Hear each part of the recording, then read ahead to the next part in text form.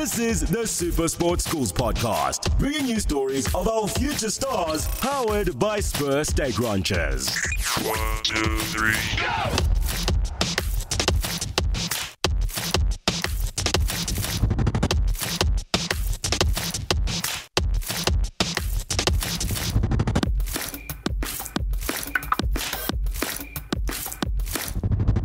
Hello and welcome to another episode of the SuperSport Schools podcast brought to you by Spur.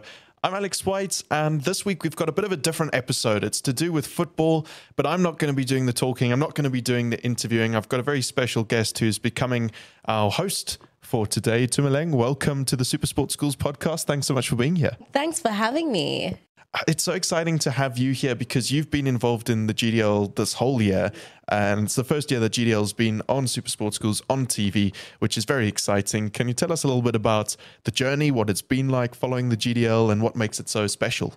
I mean, the GDL has been an absolutely amazing story. It's the Gauteng Development League that we have within South Africa. It is broken up into 4 divisions. You have under 13, under 15, under 17, and the big boys, that's what I call them, the under 19s. And every single weekend, we just cover these clubs that compete within the league. We are designated to certain games, and those are the games that we cover.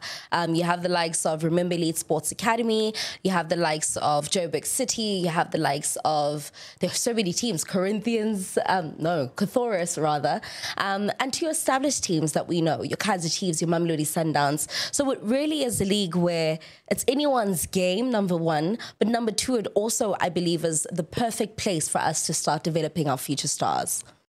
And this year, in terms of developing future stars, what stood out for you? What really stood out for me this year, funny enough, because we're talking to Lefa today from Remember Elite, is watching a Remember Elite Sports Academy really be eager to play up against the Mamelodi Sundowns.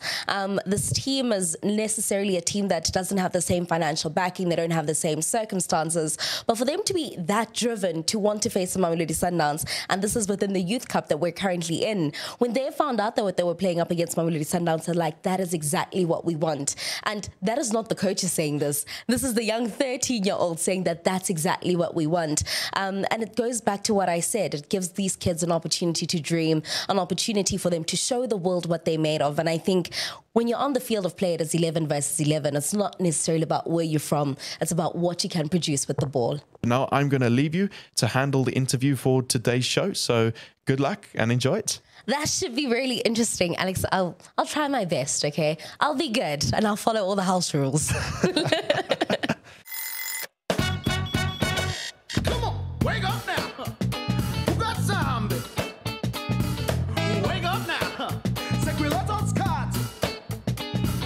Wake up now. Who got my sign? Get up and go. With 15 delicious breakfasts, Spur is the place to be until 11 every morning. Enjoy an unreal breakfast, still just $49.90. Spur, people with a taste for life. Wake up now. Come on. Yeah.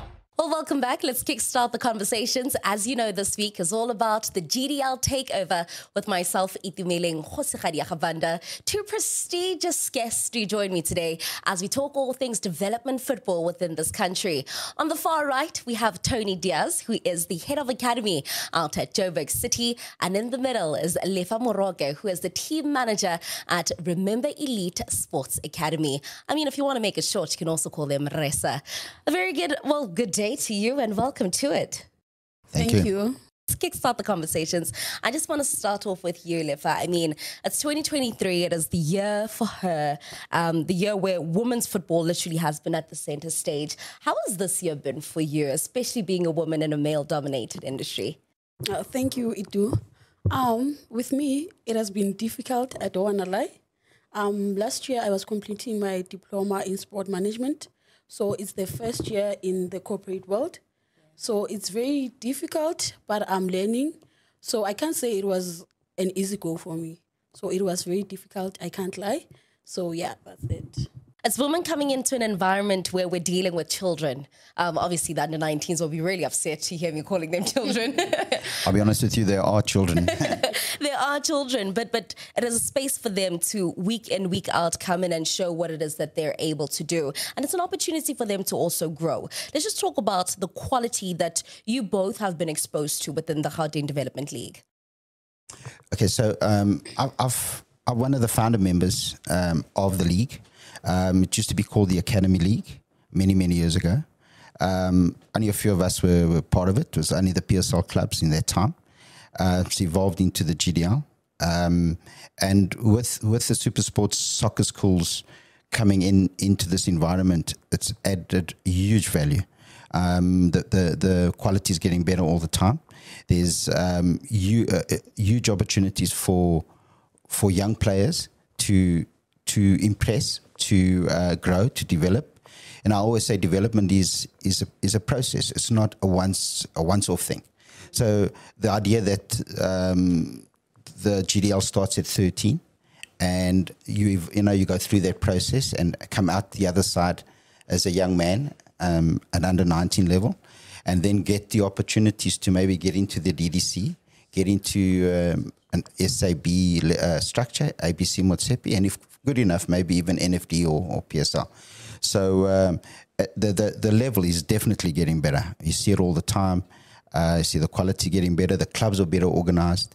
The SAFA is getting better organized. So from where I'm sitting and watching the process and the progress, we're in a good space. We're in a good space, Liv. I want to know from you, I mean, Tony touched on the fact that we started under 13. With Remember Elite Sports Academy, we know that it's providing a platform within a community where most kids are less advantaged. But just how hard is it to get kids who are under 13? I mean, we know that that's when Baba adolescent at that age, and put them into the structure. Okay. I'd have to agree with Tony on this one.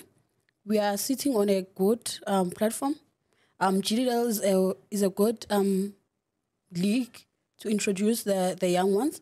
And I can say that with Remember Elite Sport Academy, it's a bit difficult because so it's very difficult to introduce these young ones in the league, to introduce them in the GDL, because they don't understand what all this is about. You understand? But we have good quality, we have good players, and yeah. Tony, we talk about under 13 and we constantly have this conversation within South African football saying that we lack development within South African football. We're starting at under 13. Do you not think we could start it a bit lower? But also, what would be the challenges if we were to start a bit lower within our country? So I do believe the structures are there for the development of the younger players, but are we at the level that we should be? Are the coaches at that level doing what they should be doing? And also, I think a big area that we need to improve on is schools football. You know, every kid goes to school. So if you look at rugby, cricket, let's talk rugby. You know, why are we so good at rugby? Go look at rugby, schools rugby. It's well organized, well run, well structured. The quality there's a lot of money being pumped into those structures, but we don't have the same in soccer. So I think that's an area that we need to address as a country, SAFA, and obviously the schools as well. You know, starting to bring qualified coaches in there, start putting a little bit more money into that structure, and then the club structure for those boys that want to do a little bit extra soccer, and then from that into the GDL, and then from there into the bigger the structures I've spoken about. Well, it starts within schools, and the children who make up the teams come from various schools. I did mention that Tony is from Joburg City and that Liv is from Remember Elite Sports Academy, but I didn't give you insight as to what these teams are all about, where they're from. So I'm going to give them the opportunity to sell the brands that you wear so proudly across your chest. So Joburg City originally was Black Aces Youth Development Academy. As you all know, Black Aces sold to Cape Town City, the franchise. But the academy was started in 2009. And like I said earlier, we're one of the founder members of the original Academy League. Once the franchise was sold, the new owners felt only just that we changed the name and Joburg City Football Club was born. We have an SAB side, hoping to fight and get into the PSL at some time. But the academy continues as it was with Black Aces. Our philosophy is the same. Our game model has changed a bit. Obviously, football changes, but its roots are with Black Aces. Our culture is the same. And, we've had some unbelievable success within Black Aces.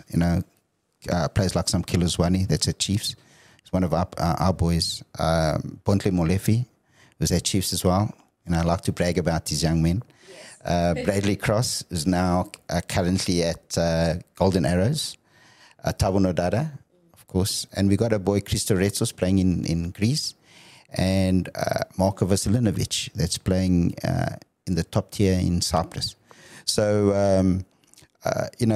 our history goes very far, even though the name is new, but the history is entrenched in youth development football. Lifa, I want to know from you. I mean, Remember Elite Sports Academy, an academy that is within the township. How do we, if you were to sell the brand, number one, I think just to get people to know about it. And number two, how hard is it to attract kids to come and play for it? Because as Tony has said, most of these kids will grow up and be like, I want to play for a Chiefs, I want to play for a Sundowns. But that's because those are the brands that have already been built and have been around for years. I was born and raised in Mpumalanga, Embalenhle, and it came in the Val. So a lot of players who are playing in this academy come from Mpumalanga. So we have 5 divisions in total and 1 ladies. It's your under 13, under 15, under 17, under 19, and the first team. So the first team is playing the SAB. It's men's regional league. They are now calling it Hollywood Bets. Yes. And we also have the ladies who are playing the GDL. So it's been good, it's been great, but it's very difficult to get players to join the academy because of the league that we are playing in. With GDL, it's exposing them, so it's easy to get these players to join because Barata also Lakobo TV. So when you're selling, shout out to SuperSport Schools. So when you're saying that we are playing with your big fishes like your Chiefs, your Sundowns, that's when you attract them, But it's not easy, especially in the Val, because we have a lot of players who are playing Kokasi. So they like tournaments, not the leagues. You understand? So they are chasing money more than to Horobato in life, So, but yeah, we are getting there. So I think if we can get the first team to be promoted, if they win the league, they play ABC, then that's when a lot of players will be will have interest to join the team, But with the GDL, with the Super Sports, we are going there, we are getting there, Yeah. Yeah. 100%. I mean, what you're saying is somewhat synonymous to what Tony has said. Basically, you can't have omelets if you don't have eggs.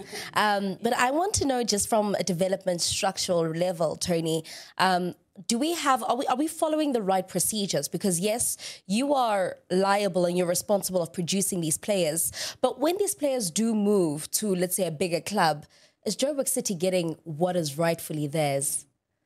Good question. FIFA have a player development compensation policy.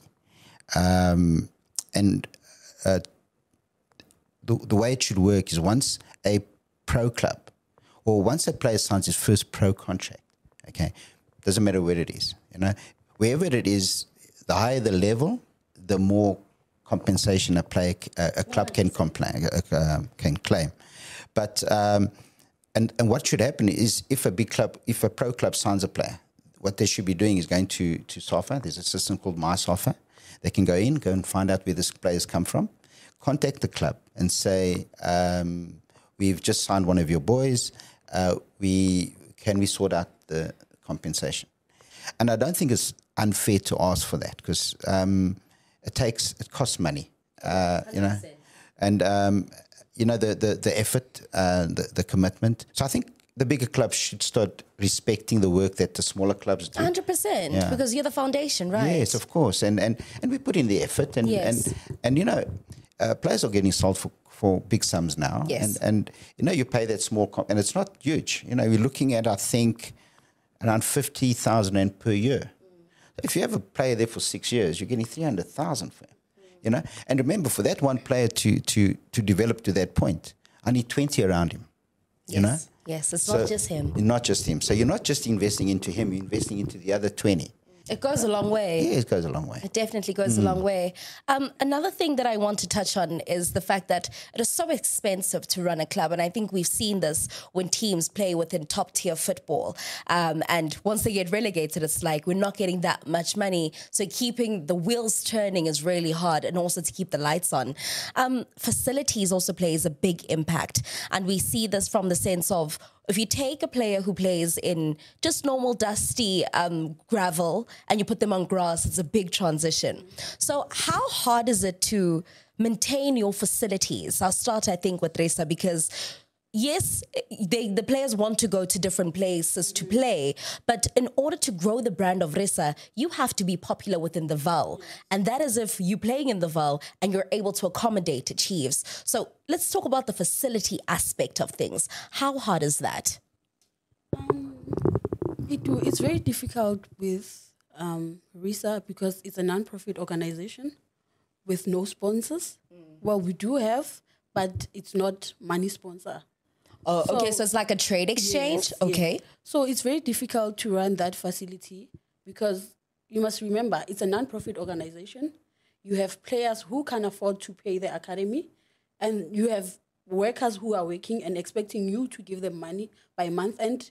Who must run that facility? 100%. So it's very difficult to run an academy without big sponsors, So I can say that as much as we want to advertise the academy, it's difficult without income, So we want to promote these young players. We want to promote the brand.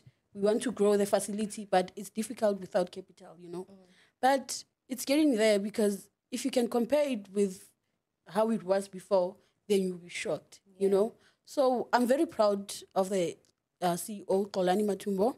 He's been running this academy for a long time. He's been doing great, and he's still doing great because each and every day that guy is trying, So shout out to Xolani. He is trying. So it's really not difficult. It's really difficult for him, but he is trying. So, I mean, and then you have a Joburg City. You're sharing facilities with Corinthians FC. Let's talk about that relationship. You have Kappa now. I've seen the kids in their new sponsor. I think it's just two sides of the coin where we see a team that does have a little bit of assistance that's coming from external resources or external suppliers as opposed to running from your own pocket. So our relationship with Corinthians is a big help for us. The facility is looked after by the club. It's well run. It's well organized. They got other revenue streams within the club. They got a restaurant. They're now building a paddle court thing. So they got tennis. There's other means, a gym in the facility. So they have other means of income, which then that income doesn't come to Joburg City because we're a separate entity, but it does help with us not having to contribute extra money towards the maintenance of the fields and stuff. So that helps hugely. Also, another recent agreement that's come through with Corinthians that's going to be for us, I think, a huge help is they've just signed a contract with Olympiacos in Greece.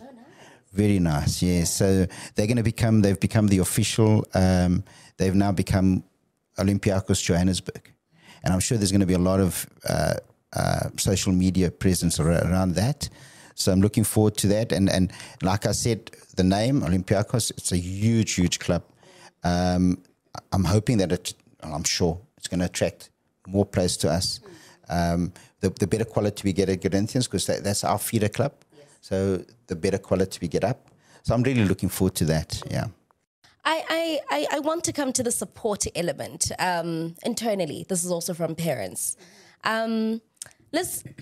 I know that Remember Elite is coming together, and sometimes you do feel like there is a lack of support that there is within the structure.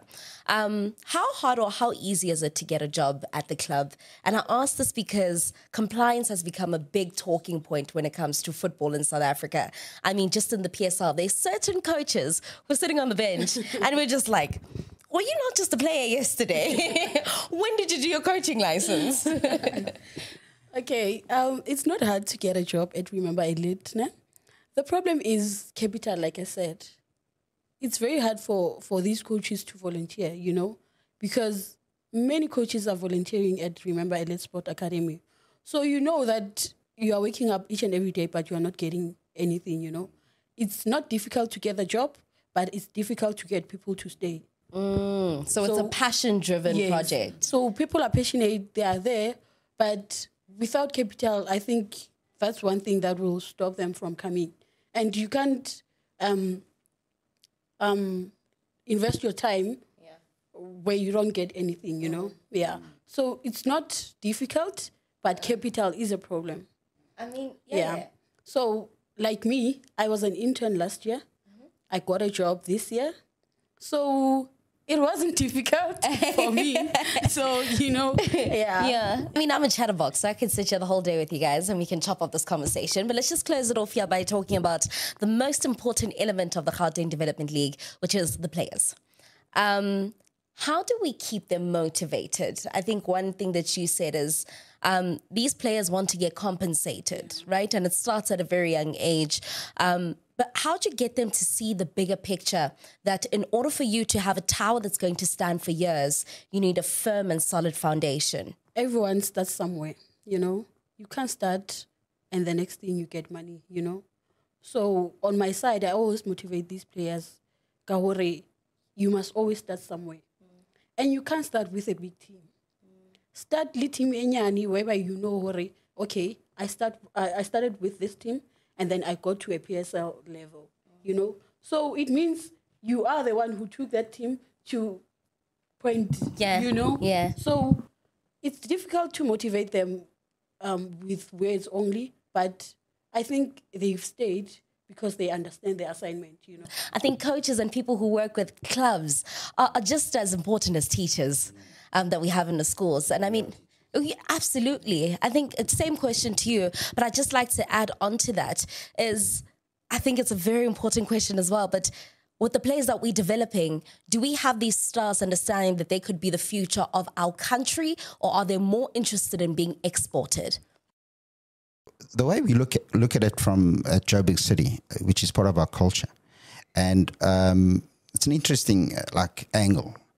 We're not in this business to develop footballers. We're really in this business to develop a young man that's going to come out of our environment with a high work ethic, with an understanding of commitment to his trade, with that understanding of how to win, how to lose, that never give up attitude, keep fighting all the time. We're also teaching them to interact with different cultures, different religions, different people. So when they come out of our structure, they might never play football again at the highest level, okay? But we also want to create that love for the game. So we want them coming out, people who love the game, but can add value to society, Because we know the numbers are not there. So if we're only in the business to create footballers, we're going to fail. And I think all our coaches need to start looking at that.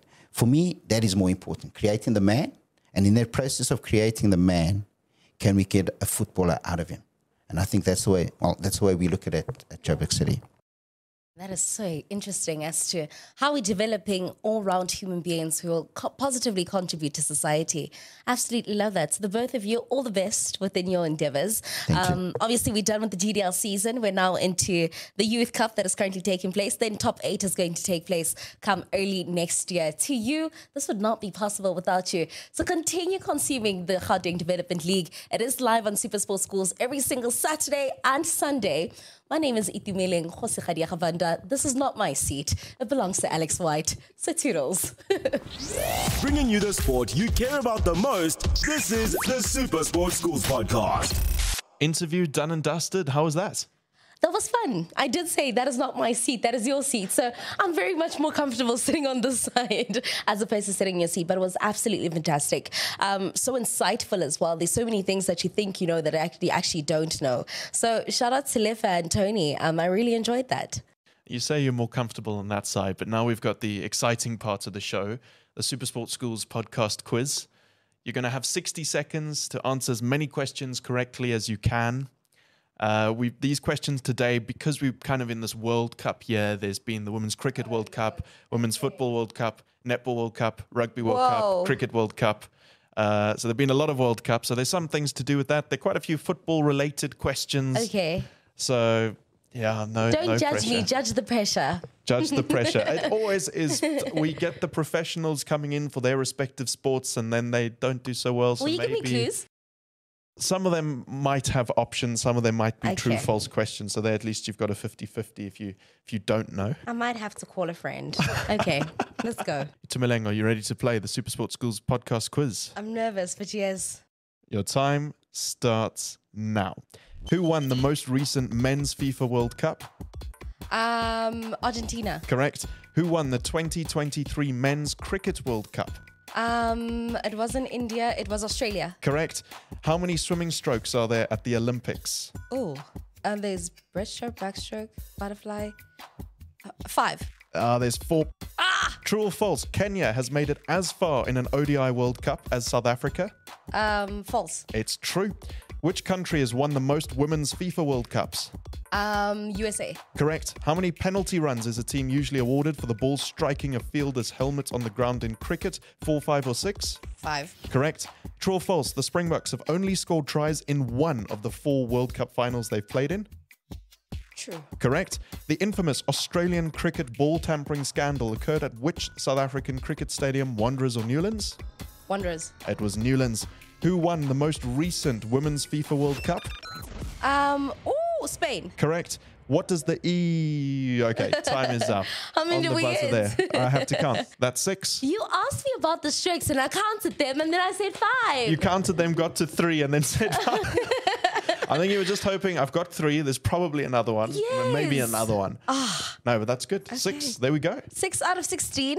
Well, it's not out of anything. It's just okay, 6 cool. in 60 seconds. The record is by Tahira Augusti, the South African national women's hockey player who's only 18 this year. Yeah. Wow, Alex, thanks for saying the age. She, well, I won't say what she got then.